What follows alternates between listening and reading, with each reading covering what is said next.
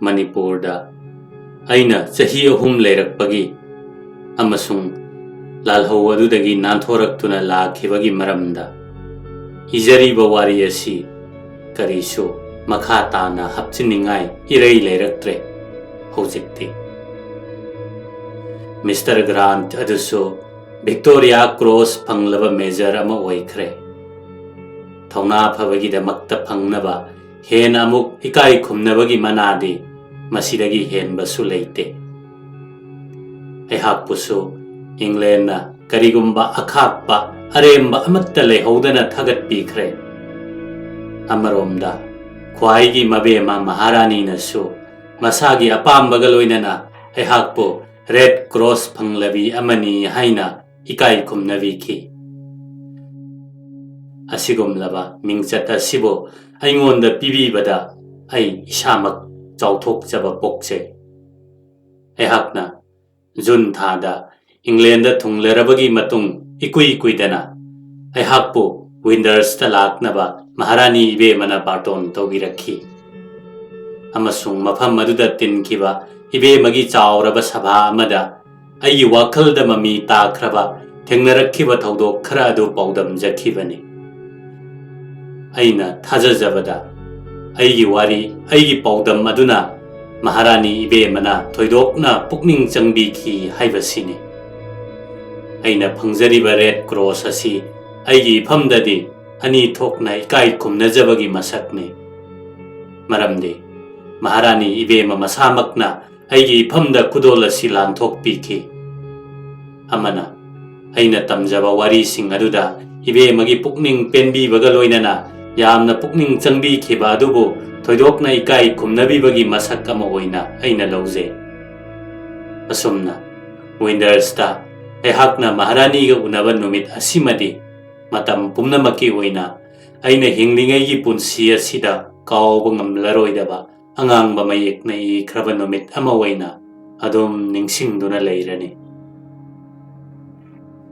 aina England lakhiba numit kayani rom phadringai gi mamangdasu Wales ki Rajkumarina yamna thaujal heibaga loinana aihakpu unaningbagi wafam phongdok pirakhi Mazaibema sinasu aihakpu ikai khumnabibaga loinana hiram kayada thoidokpa pukning changbikhi pumnamak sing asidagi aina haijaningbadi aihakki oina yamna mangjakhiba oirabasu minungsigi saruk adumadi yamna chauna phangkhre haibasini awaba takhraba aigi maramda thamoi soknakhidaba migi masingdi England irei leikhide haibadudi ai khangjare pumnamak asi oidunasu kari gumba matamdadi aigi tungda lakadaba matamgi wakhalda amasung aigi laibakta kari tamlibage haibadu khallubada pukning sontharakpaga loinana awaba wakhalna pumam mambagum tawkhi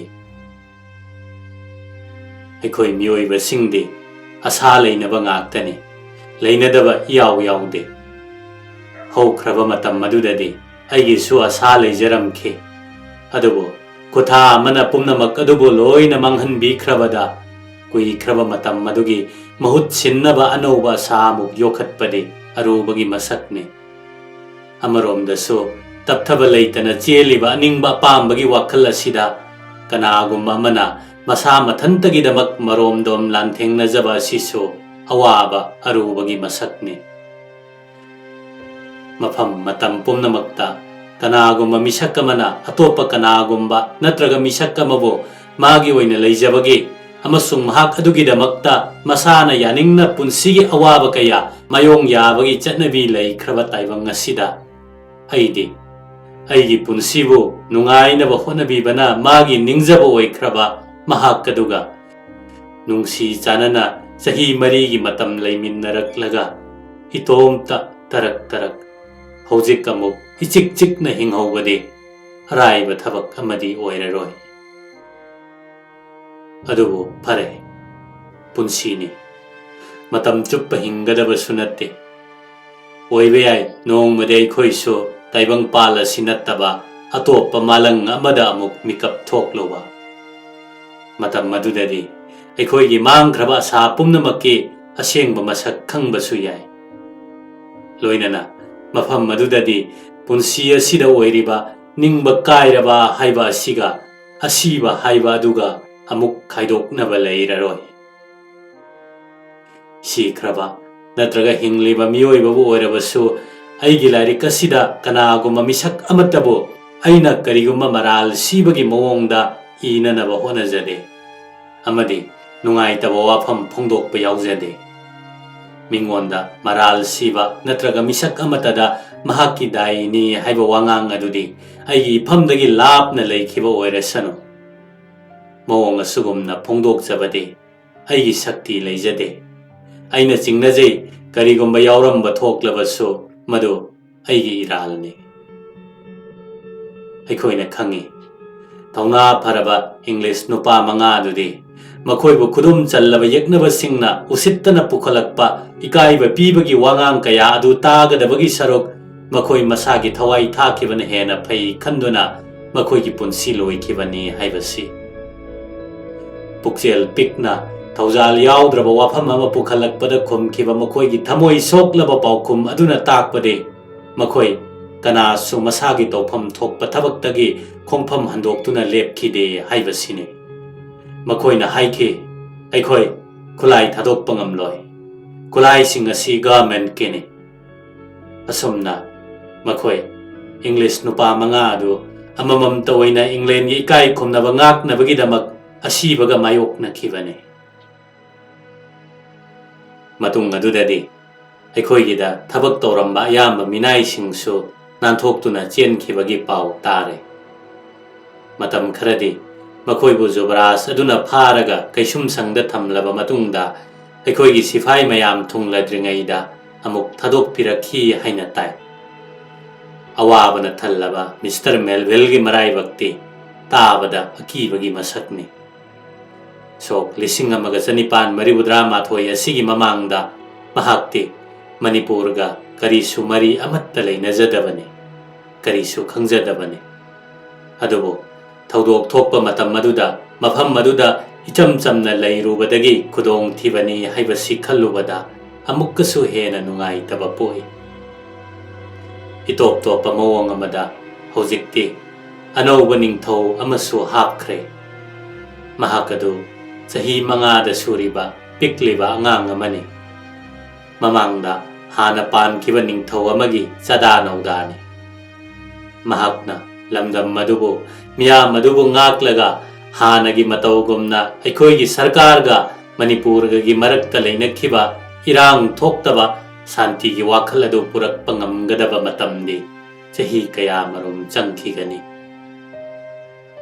amaromda England gi imung kaya dadi sikraba makoi sing adugidamakta awabadi leihori makoina hundok lamba ahangba mafam sing adudi kaidawnungda mention bangamlaroi kari amuk haigani matamgi khungsatta asangba napi singna makoigi mongpham thakta horaklabasu aikoina khanba tai makoi leiri haina mafam matam pumnamakta hena sengna hena chumba chatna hena su komjaraba punsi amada taibang pala sigi nungnangba awabana chingba kayana makoibo amuk apanba piba leitana oiba yai matamna asigumba sing asibo aikoigi phamda thokhanba thamoi asidadi awaba chaina adu khangkhigani adubo soglaklaroi mangkraba khut amana solakpagi wakhal takidraba chingmangkraba khonjel amana kaurakpa makhol adubo taningbagi khaurangbadi pukning asida phaurakani pumnamak asi oidunasu hojikti awabagi masak oiraba para amadi phaba tare madudi taibang asida aikoigini haibada karisu arepa amatta leite haibase amata sunate kari amuk haigani aikoigi punsigi sarukni haina khanjaba makoi adu phauba amasung makoi sing adugi maphamda aikoigi khwaidagi thotlaba wakhal amadi wanglaba asana tangjaduna leiriba makoi sing adu phauba aikoigi kari sunatte haibase phare hojikti aikoina para sisu phana naba khangna naba honabada aikoigi thajaba chetpa wakhalde taibang semba ibungo mahaki maphamda thamba tai mahaki penabagi haraunabagidamaktani aikhoibu sembirakpasu aikoina khwaidagi hena mamal yamna luna khanjaba misak amabu pidaba yade haina talakpadasu mahaki maningni aikhoigisu matam madu laklabada awabana thallaba punsigi nungaiba saruk kayadagi ningba kaikhraba awabagi khalladuna lumthaba heli haibase matam maduda haigani oikraba houkraba pumnamak adudi khwaidagi hena pharaba saruk adugidamaktani haina adu oirabadi paradu phabada lemna mangdraba haibadu oire amasung madutana aikhoigi ifamdadi afaba haibadu oire haina khandokpa tai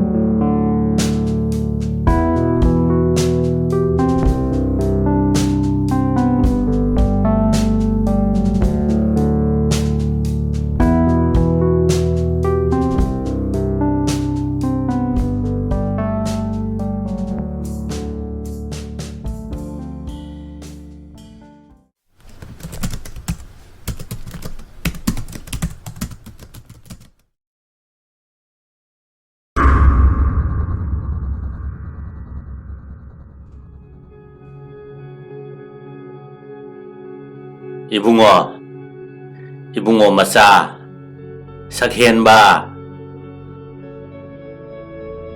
Brojen da kaunariba lekai aduda leiba mi singi asan mingau ngaktani nupa nupi angang ahal pumnamakna amana phangle poraga amana phangle pamlaga hekta pukhini ngaihaktabu maning tamna sanaba phangjade hairibasi Brojen na sahi ani ahum surakpa matamgi wani hainabalay bamon nung sidabagi laida sidha katningde mama mapagi kaida yenga angang pamme madumak thokle Brojen gi mapa samu mama bilasini laikai sida sel paiba zara zara hengalakli ahanbada sel pairamdabadagi matai manau ani na honaba kanman badagi sel paiba haibadu oirakhibani laikai da natana khungdangi oina samugi sel tondaba imung masing yam silaktre sel khoina pairabada ihei da hei ising da singi haibadu samu matai manau da thokle makhoina tawrakpa thabak amadi ngalakpa waheida phana yaningdaba pendaba yaurabasu magi mayokta ngangba ngamnade laikai adugi mapanggan kanba mathauna leiraba mi singna mabu kidaba nate mangonda kinariba bebhar taunariba si selga mari leinai haiba mahak bhap tai aduna sel yamna kupna sijine masanupa Brojen masagi sahi hapkalakpagi matungina mahi tambagi klasu wangkhalai samuna masabuluna tauba amadi lairik haihanjaning basidi kari emuk hairuni kanagum mamina masagi class hangakpa matamda class amamam hengatna kumba phawba yauribani Brojen class 10 tamba satra haibado oire mahak afaba satra ma oide haibasi mamanaba satra singna ngangne adubu parikhagi phol haidokpa matamdadi mana makok oiduna lakhiba ngaktani magi maramda khangba mamanaba satra kharanadi mapa samuna oja chak kobagi wa tattana pane adubu madugi maramda kanasu thigaluba ngamde maramdi ina khunba imungi mayokta wa ngangba yamna lui Brojen lairik phaba satra ama oire I oirakte haibadu metric parikha haidokpagi phol na sakhi oire parikha haidokpa numit ki khabar iriba roll number mayam sing adugi marakta Brojen gi roll number yauramdre onthokpane mapana ningjaramba sa kaire adubu panthaba tawdana oja sing kauraga watanare Tanaba yaba makhai tanaraba matungda Ozasingna Brojenda afaba pautak kaya marum pire. Mangonda piriba pautak sing adugi ona tainabada Lairik tamba toklo hairakpana hena pamlabani Brojen gi oinadi. Kanaba tanaba aduda lawkiba aroiba warepti amuk khanna mahak school kaba haibasida tare. Matamna miyoibagi punsibu ngaiduna laibiyu haiba yaba nate. Brojen lairik tamna tamna magi imung ikhang khanghandana bina puduna lakle. Laikai gi misingna samugi mamau selakle haiduna wawan ninare. Namitugi ayukta makhoi gi imungdo mina krik krik hinay. Angang ahal nupa nupi mau yengba laknariba. Mayamduna nokpaga ngangbaga thagatpaga pukhatpaga wawan nile. Mawa makhol phabi Chandramukhi yaimbi makhoi anidi wa ngangba munnabada masambu phuinage taunay. Asumna pumninnil pumlang lang tauduna ayukto mahukre. Fairelgi tara marini panba ningthau kaba numitta Brojen gi luhongba numit lepnare. Binabu pokpa maisnam thambau magi nupi ahanbi khungangda haifet lingna panba imungne. Khungang aduda maral leiba amadi losing leiba aini khanjaduna nungthoinana leiba misakne. Masa mari pokpagi manungda ahumdi mayum pale. Binagi mabung ama manaw nupi anini. Binagi bor matik chaba amatang haibasi thambau matay manawgi lining oiduna lakpani. Aduna masan nupi Chandramukhiga lona watane. Bina mane Chandramukhi yet thangba pambomne. Mane na sinba lamthong khudingmak bina hanba laitana thengnay. Brojenga maga luhonggadoriba simak mane gi thaurangne. Handakki luhonggadoriba bor kaina anisi kainana chahi manga halle. Aduna chahi gi matangda leibakna kari ngangnarakadage khallubada binagi masada nungaitaba khasiktang di poi. Samu amadi bilasini matay manawna masagi mamau binabu pamjadaba sidi karida muk hairuni. Mamau selakpa numitagi mahi chara henabada mayang kangsile. Adubu laikai mina themjanbadagi akaibadi thokhide. Fajana chawna luhongki.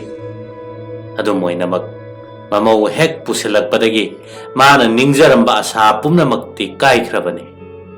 Magi asadi masabu mahi wangna tamhalaga saknaiba misak ama oihange haiba sini. Kanana khangba ngamgani mana pamjarambana ama masana tawthorakpana ama.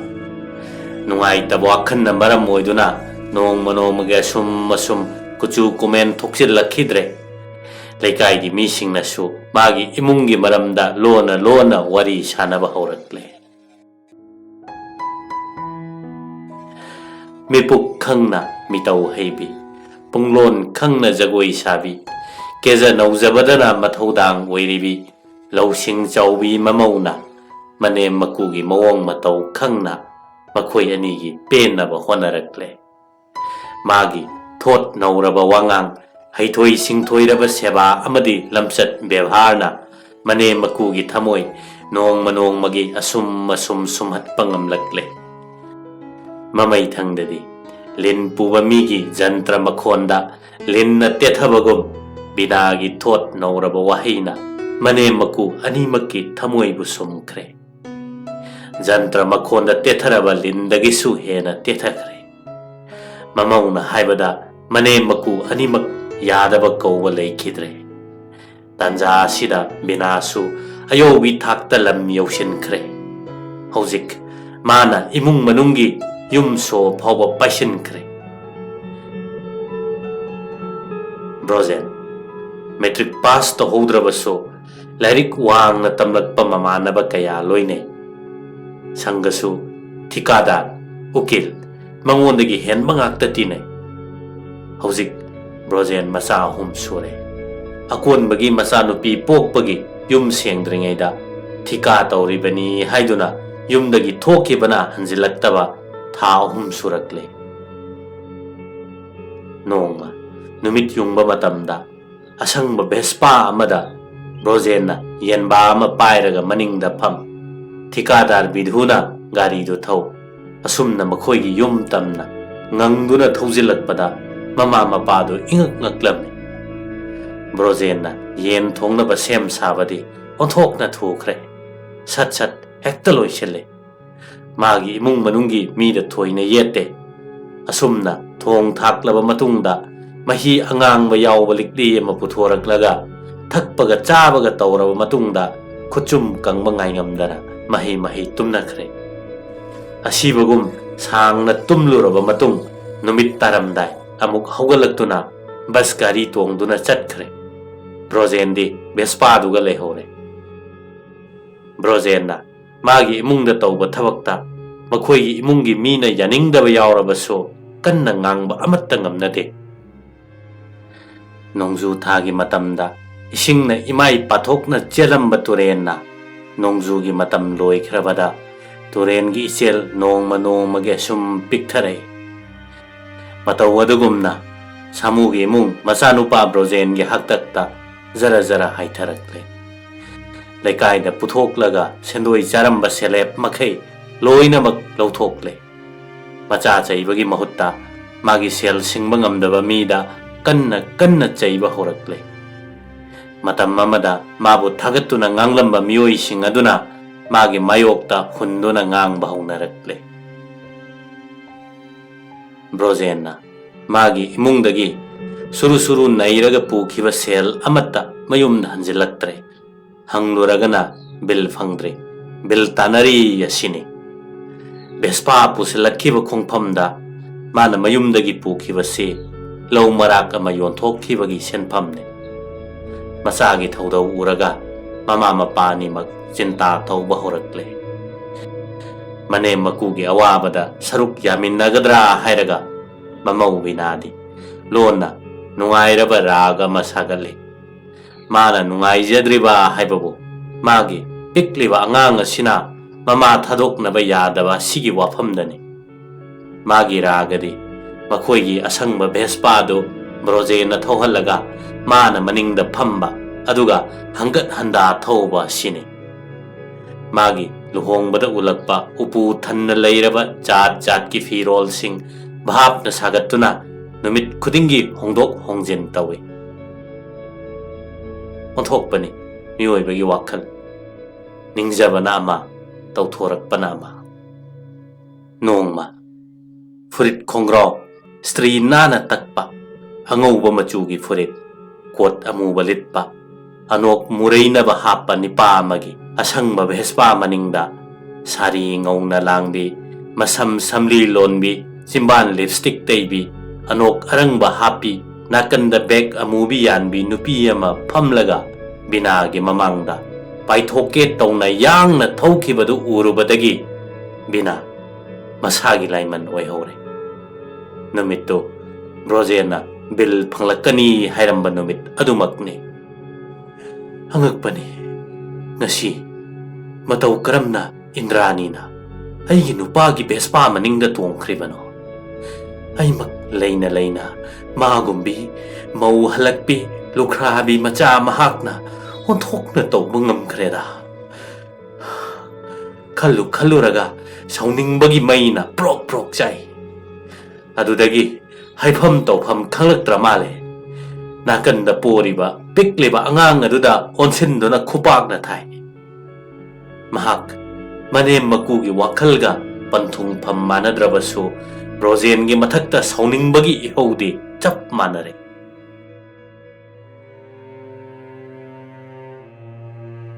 Numito Brojenna bil phanglakani hairamba maramna makhoigi imungi mi pumnamak mahak halaktri fawba ngainarame. Athengba numidangi pung ama taba fawba wari saduna ngainari. Warigi mapungdi mane makugi mafamda pinagi wakatna ayamani. Asigum labat tanja asida khanghodana Vespa gi makhol tarakle. Aduna ahal anidi sor saning khara tanare. Adubu binadi sauning badagi manatondo phi kamba hore. Ngasaidagi yogi nishana panbane. Indrani gi pakhong mayam ama chinphabu punaba honabane. Makhong do khongkap ama phawba chumna thangba ware. Magi binana aduk luna khanjariba Vespa do karisu thawai bidana imungda godrong launa insin khre. Ngasaidagi zaban logadabagi ngairiba mane maku anina ngang bahodringaida thauna phabi saraduna Vespa maningda ngasai phamgiba nupido kanano khangna hange. Brojen thawa sadana tuminale. Nachindo khumo karigi tuminale ribno.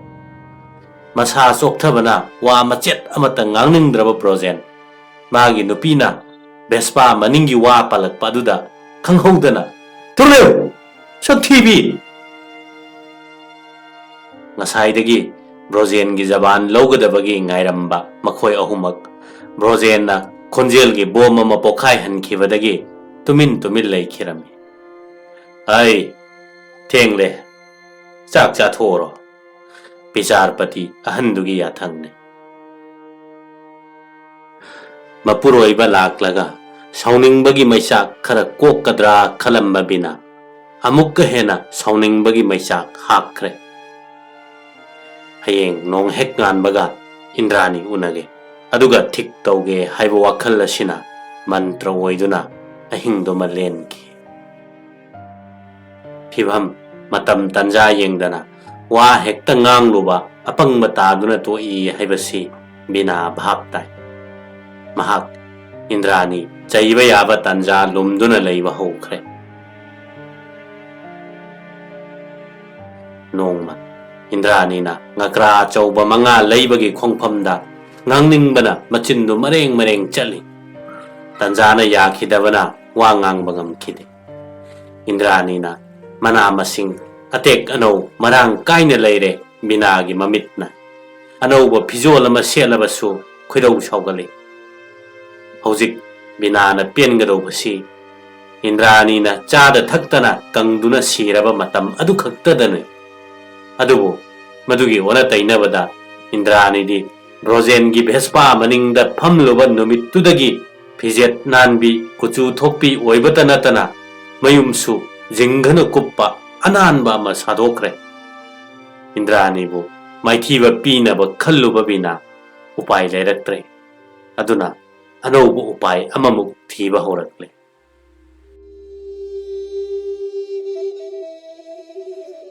Ngasidi bina yahu yam ngali. Singhi manam nungsiba yawba sanabun sabon galoinana torel tana iruzaba kumkre.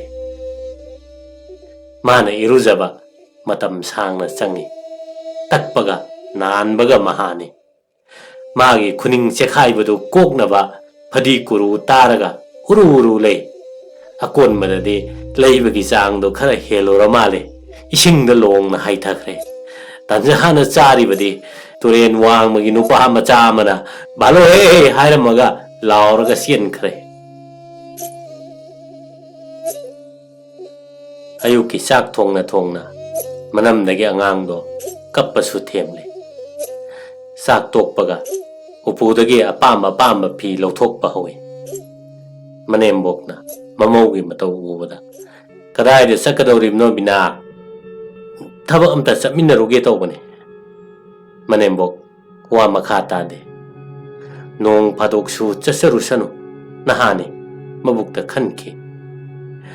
Mamaugi kebada wai sileba angangdo puthoke. Minasu sak khonglei thuna loisinkhre. Mingsela chauba khilliba makhoi kada kenaba masak punamak paisinkhre. Mamaido taibaga yekpaga amuba angangba asangba jat kine mamaido mingsendo onsale. Metsin ba yaroidaba makhajai apongbudo amuksu mesale.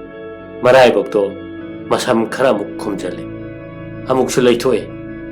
Mana tuando amuk sugale amuk sukta tawduna sane.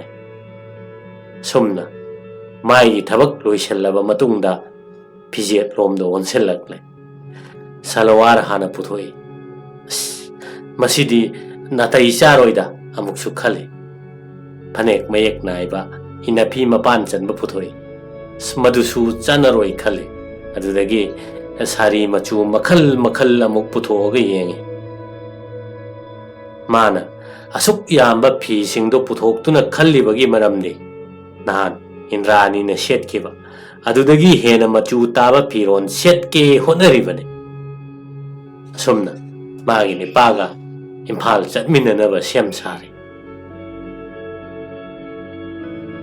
Brojen gi thika thabak paiba haukiba numittagi mayumda ningthi nungaina sak hidrabane thika gi thabak sili haiduna ayama matamda mayum hanjelakte magi bil tanaba haiba wahi asi magi imung manungi mi singna thawaina tabidrabane asi mana chatkadawriba thabak asisu bil tanabane ayuk pung nipan ta mahak phamungdagi lengkhalakle aduga batil lama pairaga thokre nipanabu asuk ihau thiengba bina matomta sonje Brojen irujarakte makhong phawba ising cholakte mahak apan mamta yaudana chaluk mamangda phamthare chaktusu ithinungaina chade yena sakhaibugumna khara sakhairamlaga machin makha tengthokre aduga mafi marol sesinba hokre binasu mabungona khonglei thuriba aduki matik masu thujali magi awadapa kari leibagi yengsinje mabungona Vespa inthorakpado manak nakna nokphet tauna phanek mayek naibagi mathakta sari phi masam samli lon nakanda songi bek amuba ma tapna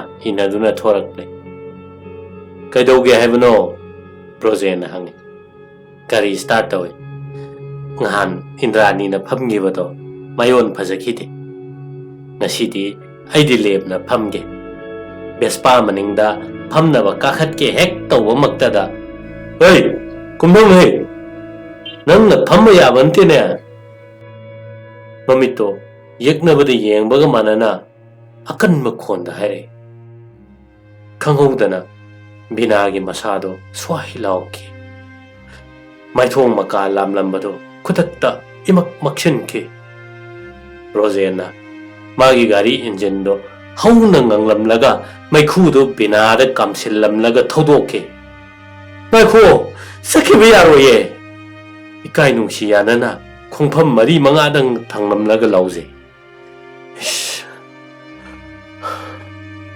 leiduna yengakpada manembokti hobudagi loiba phawba masu poraga yana khada lumduna yenglamba thengnarure angakpani nupi thamoi tanjaduda makhol thokpa makhai kablakle mamaugi mataudo manembok phaptai mamaugi manakta mong hadana sangsinduna bemha karigi kaplibano to yong angawuduga manarunu to sangasi mamaugi makhut paiduna singi mamawna sonthangna haire mapoksimagi magi Vespa maning sunamna piroi macha mamawgi irang khanglabi manembokna luhongbagi kaina okpagum mamawbu kolaga tapna imungda changminaki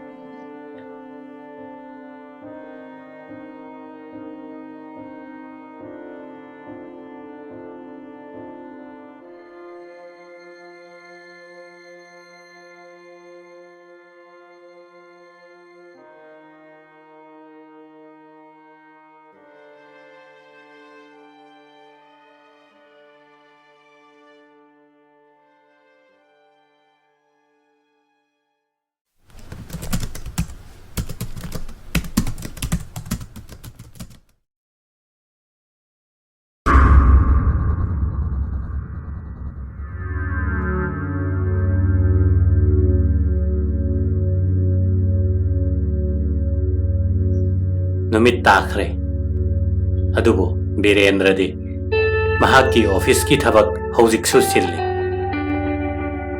इखंग खंगहौदना थोंग हांदोकलगा सौनगी स्वीटकेस पाइबा नहा अमा हाथु हाथु का मनुंगदा चंगलक्लमे महाकना हंगई अदोम उकिल वीरेंद्र ओइबिरब्रा वीरेंद्रना महाकना इरिबदो लेपलगा नहादुदा येंखलै माने अई उकिल वीरेंद्रने अदोमगी करी तौसिगे महाकना चंगकपा थोंग अदु थिंगजलबा मतुंगदा नहादुना हाइरे अई अदोमगिदा मरुओइबा थबक अमगी लाकपने वीरेंद्र वारे अदुना मखा ताना नुमित अदुदा अनौबा थबक अममुक पाइबा पामद्रे महाकना नहादुदा हाइरे येंगो हौजिकती तसेंगना थेंगले अदोमगी थबकतो पाइबा ngamlaroy hayeng ayuk phawba ngaiba ngamlaroydra nahaduna ifing phingna kadugi akoibada koine yenglamai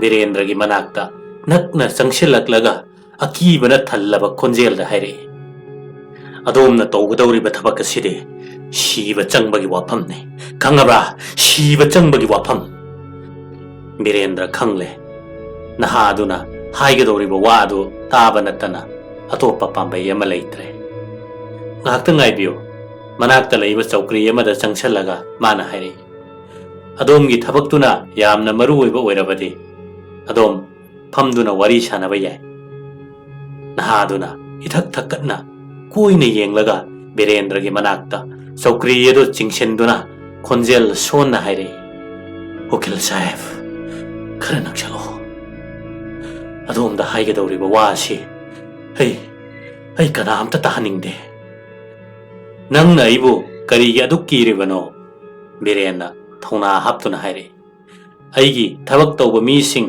चटखिबा यामना कुइरे अदुना मफम असिदा कनामता लैत्रे इथंदने नहादुना कादुगे अकोइबदा ममित मनादु अकीबगा लोइनना येंगलमी कयादा चिख्रबा कानो महाकना ngakna हाइरे कयादा किनिंगाई ओइना चिक्लिबा उकिल साहेब असिगुम्बा अकीबा फंगना चिक्लबा कासिदा नतोमता Sumana लैबसिबु नंबु कीद्रो वीरेंद्रना ngakchana hanglame aina karigi kigadoribano sigumba achikpa kasidabo nahaduna koine yenglaga amuk han haire mi hatpham oiba haibasi asigumba achikpa kasimaktadane amamba kasin namada makhut thiladuna hauna khanghai haire yengo asomda karino masibo Virendra थुक लाउबा अमगा लोइनना सोंखले अदुगा मसा मतोमता पुकनिंग फाथजरगा हाइरे हे नंगना किरुबदु करिगिनो मफम असिदा करिसु किनिंगाई लेतिए अदुदगी महाकी फुरिखाउदगी चुरुप उपु अमा लौथोकलगा मसा फाथजनबा चुरुप मचै अमा मागी मचिमबांदा अदुगा मचै अमना नहादुदा पिरमे नहादुना चुरुप अदु खल्लगा हाइरे अइबु ngakpiu ukil साहेब असिगुम्बा खुदोंग थिनिंगाई ओइरबा हैनबी असिदगी अइ लाथोकजरे अदोमना खंगबिउ चुरुप थकपा हाइबसि कयामुक यामना हक्चांग सोकनिंगाई ओइबगे हाइबदो मसिना थबोमबिबु मांग ताखलिबनि असिगुम्बा मांग ताकनिंगाई ओइबा हैनबी असिदगी अइखोइ थापतोकदबने अइदि चुरुप थकपसे यामना कीजे कीबा खंगाई हाइदोखि वीरेंद्रना नोक्तुना अदुगा मखा तारे सिदबु करी किनिंगाई लैरिबगे चही कयामुक अइ चुरुप थक्तुना लाक्लबने अदुबो हौजिक फावबा अइ हिंग्लिबसिदी मंगक नोमनदुना नहादुना हाइरे चुम्मी उकिल साहेब ngasi फावबदे अदोम हिंगली अदुबो कनाना तुंगी वा हाइबा ngamgani hayeng adom asibagi khayata taaba yai adom bahap tabirekko kanamatana masagi tungi punsida kari tamlibage haiba ngamloi aikhoigi punsi asi asukki matik ten khre kanagu mami amana garina taktuna asibagi khayat hekta takiba yai. Mi kaya amana masagi mayum maktada gas kumba icham chamba amana punsi pikam na hali. Kanagumba karana tungda mina thang na tinduna hali. Aduga kara amana bombo khaibadasi. Kana matana kanabu karma matamda asibagi khayata takigadage haibangamde. Sibagi maramda kalliba onthokna tayonnaba wakal mityeng aduda Birendra pakhalei. Mahakna hairami. Mioiba khudingmakse awabada sasina maram chadana di hekta nangdeda. Adum oinamak nahaduna mahakna hairibadu thawoina tadana magi laina chelaba wakhal adu makha tana phongdorei. Kanana tungi wa haiba ngamgani. Aikhoi mikup asidi hingli. Adubu thangnaba mikupta asiba nangba yai. Aigi punsi asi phawba asibagi khayat nungdalei. Ukil sahib adom bhapta viredana asibagi khayat nungda. Nahadu tasengna normal oidabra haibagi pukning da singnaba poklame. Mahakna chinglemna haire. Ibunga nahak thangnaba thongse sida yengo. Nahak hakchang ngamdaba male. Adubu nahaduna marak thalladuna haire. Aigi hakchang yamna phari. Adubu Aikoigi akoibada kudong thiba akiba natana atay amata ude. Adom phawba ka simaktada hojik mak asiba nang mayay. Hojikti Birendra angawba mi amaga loinana leiminare haibase pukningda chap chana phawre. Mahakna mabukningda akiba khajiktang phawrame aduga loinana sauna lauraklame. Hey, nang guli sarakpra. Nangina kokto asoiba khara leire. Aina haise to thangnaba thongda Dr. Pradhan leiri magi manakta chalo. Adubu nahaduna hairibadu taramde. Mana haigadaba wa aduda hena maruoina midyeng thamladuna haire.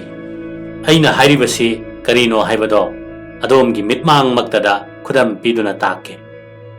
Nepaduna mahi nang lawba yawba asangba likli ama lawthoklaga hairame. Yengo Ligli asida meta penta floor natraga nitrotulol yauri. Masi yengbadadi khudong thiba thokningai oidaba phajaba posak ama mandrane.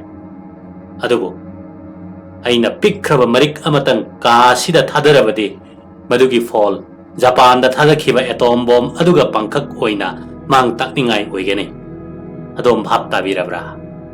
Ukil sahib Pikraba marik amakhaktang na aikoi pumnamak ut olhan mangamgani kanglabra ut. Hojik angawba sina tawgadawriba sibu karino.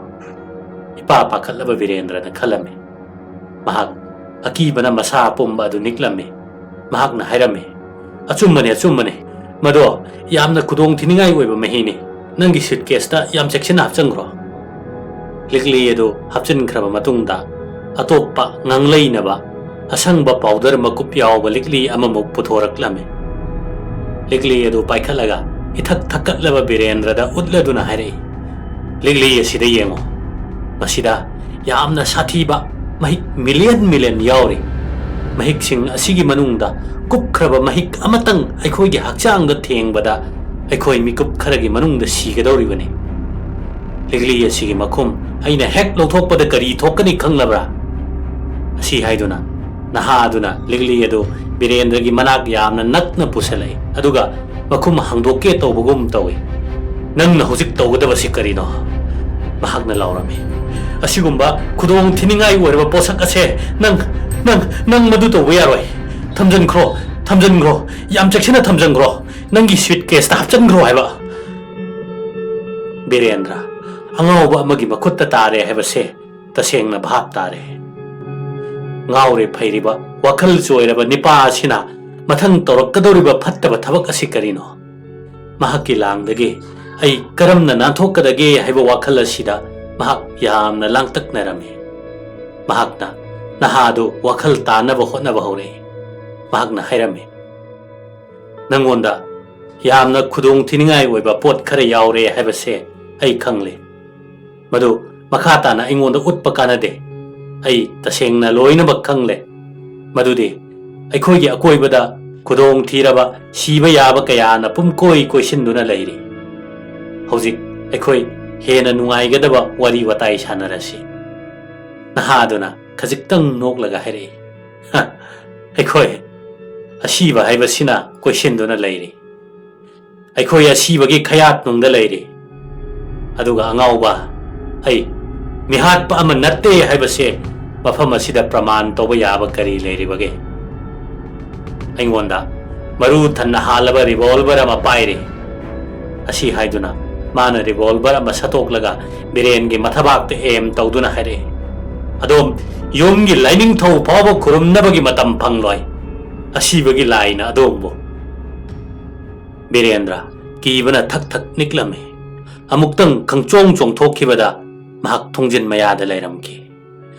Khajiktang thengbada tanik tanik pa unagum marol ifai phairaduna mahakna haire. Nang karma makhalgi mino. Achumbani. Ai bhap tare. Aikhoina hinglingai desu aikhoi asibagi khayat nungda leiri. Punsi haibase kudong thiba ngaktane. Masi achumbani. Makha tana aingonda kudam pirakpagi darkar oitre. Revolver adu thamjelaga nahaduna amuktang nokladuna haire. Ha punsi haibase kudong thibana thalli haibase aina adombo bahap tahanba ngamlabrane. Birendrana magi sauki adugi maningda chingbaga loinana khajiktang handoklaga pasabu phamtharaga haire. Sumbane ai bahap tare. Punsi asi khwaidagi thajaningai leite tamba ngamde. Mikup asimadi aikhoi hingle. Adubu mathangi mikupta aikhoi kari oigadage haiba khangba ngamde. Mioibagi punsi asi tele matam kharadagini. Karigumba mikup amada aikhoi hektamak siba yai. Aikhoi matam chuppada asibagi khayat nungda leire. Nahaduna amukhana hangle. Ukil saheb adomna punsi asi tamba ngamde. Aikhoi asibagi khayat nungda leiri bani haire. Adubu adomna sirabadi adomgi nungsiraba loinabi amasung angangsing kari oihogani. Makhoigi damakta kari amata thambiram laroidra. Makhoigi damak khanbinaba kanamata leitraba mateng pibinaba leitraba kayada awabagi masak oigadoriba. Amuktang khanbiyo. Akibana pasapumna magthumatlaba Birendra artha leiraba wafam madu kanthaba horaklame. Mahakna haire. Nahakna haribadumak achumbani. Karigumba aina sirabadi aigi nungsiraba nupi amasung angangsing awabagi ipakta tagani. Tolaba Birendra adu akibana magi wakhal sakti imang manghankre.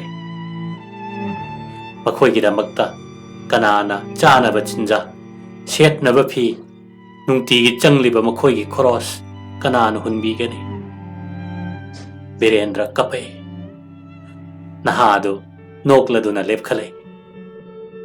Khanghaudana magi khutumna table dang launa suraga luna chekshinna wakhara haire. Ukil saheb aikhoi asibagi khayat nungdale. Mikup amada aikhoi aroiba oiba yai haiba achumba asengba wafam asikhaktada pukning changna khanba maruoi. Pumnamakasi aina khudamga loinana utliba aduni. Yengo adomgi nungsiraba loinabi amasung angangsingbo khudong thibadagi kannaba adom life insurance policy ama yaugadabani. Aihak Snowpeak life insurance company gi agent amane. Chesi pabiraga aingonda haibiro. Ukil saheb adomgi life insurance kaya yamna tauba pambibage. 10,000, 10,000 nithoi, 10,000 apama khanbiro.